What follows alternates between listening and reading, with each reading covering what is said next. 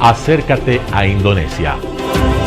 Nos encontramos muy contentos de verlos nuevamente en el episodio número 15 de Acércate a Indonesia. Esta noche hablaremos sobre un tema muy interesante para todos los televidentes. En Ecuador conocemos muy bien a Chito Vera, ¿cierto? Un peleador ecuatoriano de artes marciales mixtas que ha competido en varios campeonatos nacionales e internacionales. Además, estamos todos al tanto de algunas técnicas de artes marciales que se practican en diferentes países, como el kung fu, jiu-jitsu, boxeo, karate, entre otras. En esta ocasión, tengo el gusto de presentarles las artes marciales que se practica en Indonesia, el Pencak Silat. Y a mi lado, el señor Iqbal, encargado de la sección de comunicaciones de la embajada, empezará comentando sobre su origen y el significado de este reconocido arte marcial que se originó en Indonesia, pero que también lo practican en otros países alrededor del mundo. Bienvenido, señor Iqbal. Muchas gracias, María. Es un gusto estar aquí. Pencaksilat es una antigua y cautivadora forma de arte marcial originaria del diverso archipiélago del sudeste asiático que se extiende por Indonesia, Malaysia, Singapur, Brunei Darussalam, el sur de Filipinas y el sur de Tailandia. El término Pencaksilat es un nombre compuesto formado por la unión de dos palabras. Pencak, que significa actuación, y silat, que significa lucha o autodefensa. La forma de arte encarna una combinación armoniosa de combate físico y expresión artística.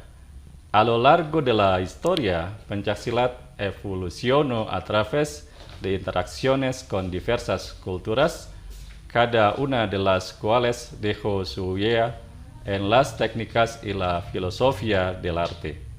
Desde la influencia india en los gestos de las manos y los movimientos corporales hasta las contribuciones chinas en forma de armamento y estrategias de combate, Pencaksilat es un testimonio del rico intercambio cultural de la región.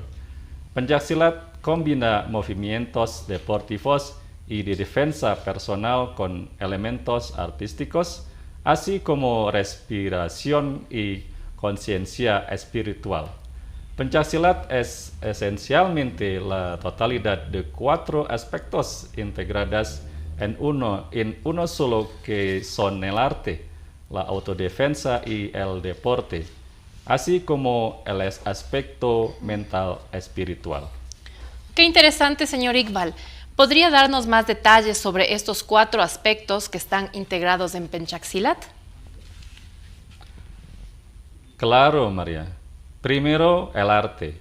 Pencaksilat involucra la belleza del movimiento y expresa los valores culturales en forma de patrones de movimiento y ritmo que implican armonía, equilibrio y gracia. En algunas regiones, los movimientos artísticos van acompañados de instrumentos de percusión y se realizan en eventos sociales como festivales de la cosecha, matrimonios y otras reuniones. En segundo lugar, tenemos la autodefensa. Pencaksilat se realiza para aumentar el instinto humano de defenderse contra cualquier tipo de amenaza y peligro. Para ello, las técnicas que se utilizan enfatizan la seguridad física y, si es necesario, atacar primero al oponente. En tercer lugar, el deporte. Pencaksilat prioriza las habilidades físicas para lograr una buena condición física, destreza y resistencia. Al entrenar, un pesilat o practicante de Pencaksilat se esfuerza por mejorar la agilidad del cuerpo y realizar maniobras más contundentes mientras gana confianza para desempeñarse bien en competiciones deportivas.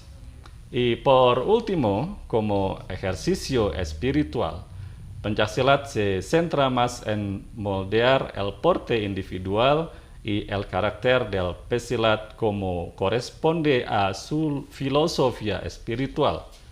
Pone igual énfasis en los movimientos físicos controlados, el poder interior y la observancia del valor fundamental de la nobleza de mente y carácter. Muchísimas gracias, señor Iqbal, por su valiosa explicación sobre el arte marcial de Indonesia. Hablaremos más sobre Pencaksilat en el próximo segmento. Quédense con nosotros. Acércate a Indonesia. Buenas noches, soy Daniel Capello, su presentador. Un placer verlos nuevamente. Para continuar con el tema de hoy, quiero presentarles a nuestra especialista, la señora María Ayu, primera secretaria de la Embajada de Indonesia. ¿Cómo está, señora Ayu? ¿Qué temas compartirá con nosotros en este segmento? Estoy bien, gracias, Daniel. Encantado de conocerte a ti y nuestros televidentes. En este segmento hay 3 cosas principales que me gustaría discutir sobre Pencaksilat. La primera, las técnicas y estilos. Segundo, la importancia cultural. Y tercero, la filosofía y espiritualidad. Eso suena muy interesante. Empecemos entonces conversando sobre las técnicas y los diferentes estilos de Pencaksilat. En general, podemos diferenciar 4 tipos de técnicas básicas: postura inicial, juego de pies, técnicas ofensivas y técnicas defensivas. Al asumir una postura inicial o posición de pie, el pesilat demuestra que está preparado y en guardia. Esto podría cambiar en cualquier momento a un movimiento táctico particular.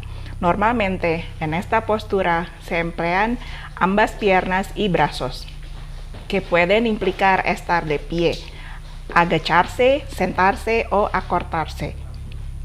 Si las posturas iniciales son la parte estática del Pencaksilat, el juego de pies es su parte dinámica.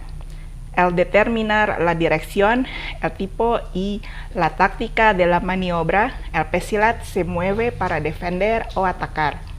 La acción ofensiva implica intentar derribar al oponente de varias maneras, con puñetazos, patadas y agarres. Por otro lado, defenderse implica tomar medidas para evadir el ataque de un oponente, usando técnicas defensivas evasivas, por ejemplo. Estas técnicas defensivas y ofensivas también utilizan varios tipos de armas, como cuchillos, espadas, trisula y toya, o bastones de madera, generalmente de ratán.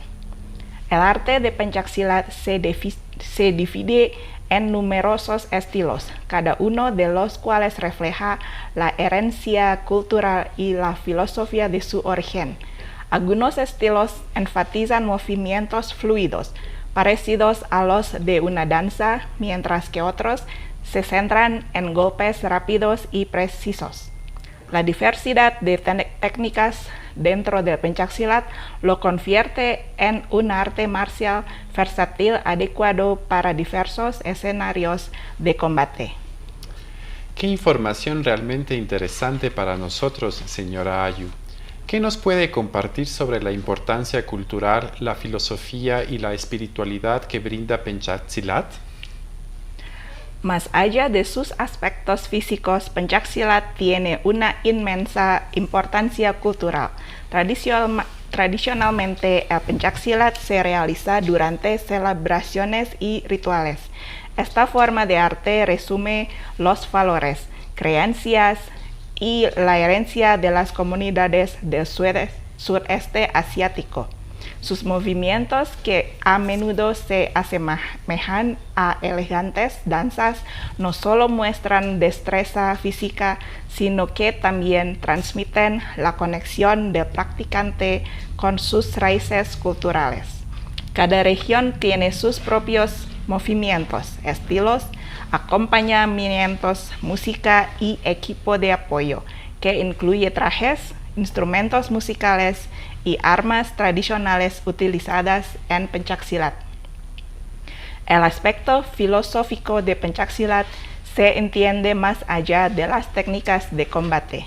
Enfatiza el cultivo de la fuerza interior y la disciplina. Se desarrolla en fuerte sentido de autoconciencia y respeto por su entorno. Y la dimensión espiritual de Pencaksilat es evidente en su énfasis en el equilibrio y la armonía en sus interacciones con el mundo. Los practicantes de Pencaksilat a menudo participan en meditación y prácticas espirituales para mejorar sus capacidades físicas y mentales. Creen que Pencaksilat no se trata solo de combate físico, sino también de lograr equilibrio de armonía interior. Gracias, señora Ayu, por su explicación. Continuaremos aprendiendo sobre este interesante arte marcial de Indonesia en el siguiente segmento. No se lo pueden perder. Acércate a Indonesia. Buenas noches, es un gusto seguir con ustedes. En este nuevo bloque seguimos con la señora Ayu. En el segmento anterior se explicó que cada región de Indonesia tiene su propia singularidad en cuanto a los movimientos, estilos y armas utilizadas en Pencaksilat. ¿Puede darnos más explicaciones sobre esto, señora Ayu? Con mucho gusto, Daniel. Pencaksilat abarca una amplia gama de estilos y variaciones, cada uno con sus propias características distintivas. Los siguientes son varios ejemplos de estilos famosos de Pencaksilat en Indonesia. Primero, Harimau. Harimau, también conocido como estilo tigre, lleva el nombre de los movimientos rápidos y poderosos inspirados en el gran felino. Este estilo agresivo enfatiza la velocidad, la agilidad y las técnicas de golpe, lo que lo hace mucho efectivo en situaciones de combate cuerpo a cuerpo. Segundo, Chimande. Chimande es un estilo de Pencaksilat que se centra en la fluidez, la gracia y el uso de movimientos circulares. Los practicantes aprenden a redirigir la energía de su oponente utilizando bloqueos y articulaciones, lanzamientos y barridos para ganar ventaja. Tercera, Tapak Suci. Tapak Suci, o el estilo de la huella sagrada, pone gran énfasis en la espiritualidad y la fuerza interior. Los practicantes entrenan no solo sus capacidades físicas, sino también su bienestar mental, incorporando técnicas de meditación y respiración. Merpati Putih. Esta técnica es conocida por sus aspectos espirituales y cultivo de energía. Los practicantes de este estilo combinan el entrenamiento físico con meditación, ejercicios de respiración y manipulación de la energía interna, con el objetivo de lograr la armonía física, mental y espiritual. Perisai Diri. Perisai Diri significa escudo de autodefensa. Es un estilo que se centra en técnicas de autodefensa aplicables en escenarios del mundo real. Este estilo enfatiza golpes rápidos y poderosos, bloqueos de articulaciones y contraataques efectivos, brindando habilidades prácticas para la autodefensa. ¿Qué nos puede comentar sobre los tipos de armas utilizadas en Pencaksilat? ¿Puede darnos un ejemplo? Claro.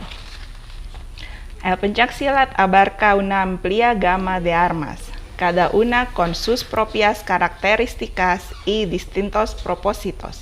Miremos algunas de las armas más notables utilizadas en Pencaksilat. Primero, keris.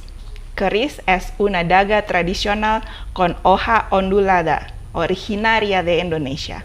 No es solo un arma, sino también un símbolo de poder. El diseño del keris refleja el profundo significado espiritual y cultural que tiene dentro de Pencaksilat. Segundo, golok. Golok es un cuchillo curvo de un solo filo que se usa comúnmente en Pencaksilat. Es conocido por su versatilidad. Su hoja curva permite técnicas efectivas de corte y corte, mientras que su peso y equilibrio lo hacen adecuado tanto para ataque como para defensar. Tercero, kujang. Kujang es un arma única originaria de Java Occidental, Indonesia. Consiste en una hoja curva con un distintivo gancho en el extremo. Este permite a los practicantes asestar golpes poderosos, mientras que podemos usar el gancho para atrapar y desarmar a los oponentes. Parang. Parang es un machete tradicional originario de Malasia y Indonesia. Es un arma versátil conocida por sus capacidades para cortar. El diseño único del parang permite ataques y bloqueos efectivos, lo que lo convierte en un arma formidable en situaciones de combate cuerpo a cuerpo. Toya, un bastón, palo o vara. Los exponentes del silat la consideran la más versátil de todas las armas. Por lo general, están hechos de ratán, pero algunos están hechos de bambú o acero. Las duelas suelen tener entre 5 o 6 pies de largo y entre 1.5 y 2 pulgadas de diámetro. Sabit o celurit. Es un arma utilizada originalmente para cosechar. Fue y sigue siendo el arma principal de los exponentes del silat en Java Oriental y se considera particularmente eficaz cuando se combina con un cuchillo. Gracias, señora Ayu, por su explicación. Hablaremos sobre el desarrollo de Pencaksilat a nivel internacional en el próximo segmento, así que quédese con nosotros. Acércate a Indonesia. Bienvenidos nuevamente a nuestro siguiente segmento de Acércate a Indonesia. En esta ocasión vamos a pedirle al señor Iqbal que nos informe sobre la historia y el desarrollo de Pencaksilat. Adelante, señor Iqbal, le escuchamos. Gracias, María. En la era moderna, el Pencaksilat ha trascendido sus fronteras regionales y ha obtenido reconocimiento internacional. Pencaksilat hizo su debut por primera vez en los Juegos del Sudeste Asiático de 1987, que se celebraron en Indonesia. 31 años después, en los Juegos Asiáticos celebrados en Yakarta y Palembang en 2018. Pencaksilat compitió por primera vez a nivel asiático. Aparte de eso, Pencaksilat también ha estado presente en varias competiciones internacionales como en Estados Unidos, Tailandia, Camboya, Filipinas y Bélgica. Al igual que otros deportes, Pencaksilat también tiene una organización especial que lo supervisa la Federación Internacional Pencaksilat o Persilat. Persilat fue fundada en Yakarta el 11 de marzo de 1980 y es la única organización internacional de Pencaksilat del mundo con 66 países miembros, procedentes de Asia, Oceanía, Europa, América del Norte y del Sur y África. Persilat organiza los campeonatos mundiales de Pencaksilat junior y senior que se celebran cada 2 años. Algunas escuelas Pencaksilat incluso tienen sucursales en el extranjero, como Merpati Putih, que tiene sucursales en los Países Bajos, Estados Unidos, Filipinas y Japón. También Tapak Suci, que tiene sucursales en Singapur, Países Bajos, Alemania, Austria y Egipto. Señor Iqbal, tengo entendido que Pencaksilat también ha sido reconocido por la UNESCO. ¿Puede compartir más sobre esto, por favor? Sí, tienes razón, María. Pencaksilat ha sido reconocido por la UNESCO en 2019 como Patrimonio Cultural Inmaterial de la Humanidad. La UNESCO considera que la preservación de la tradición pencaksilat ha demostrado aspectos que fomentan el respeto y la hermandad y fomentan la cohesión social, no solo en una región, sino también a nivel nacional e incluso internacional. Muchas gracias, señor Iqbal, por su interesante elaboración.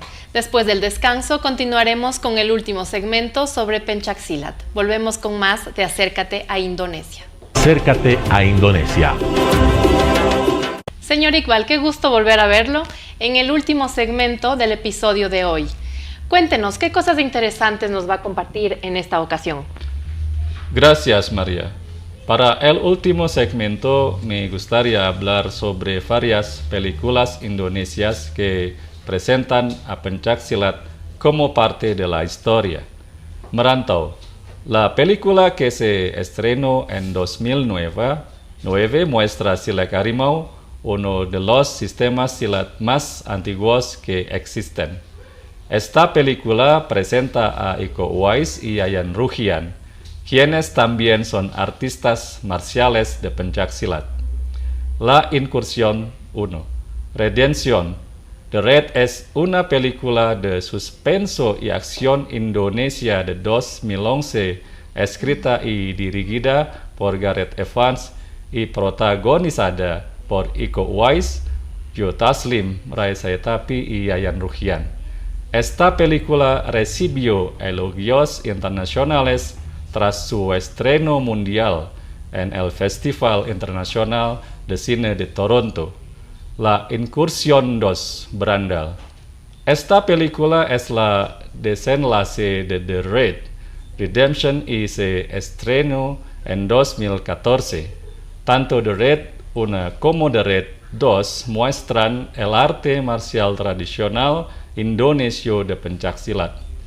El Guerrero del Bastón Dorado es una película indonesia de artes marciales que se estrenó en 2014.